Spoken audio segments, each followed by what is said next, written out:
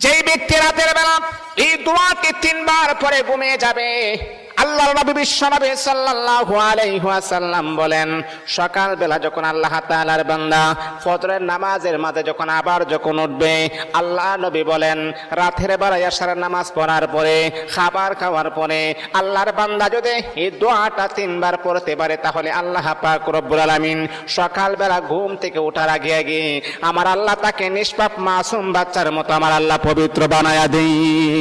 দোয়াটা সবাই আমরা জানি, আমরা সবাই কিন্তু দোয়াটা জানি, কিন্তু আমরা আমল করি না। দোয়াটা হলো আস্তাগফিরুল্লাহাল্লাযী লা ইলাহা ইল্লা হুয়াল হাইয়ুল কাইয়্যুম ওয়া আতুবু ইলাইহি লা হাওলা ওয়ালা কুওয়াতা ইল্লা বিল্লাহিল আলিয়্যিল আযীম।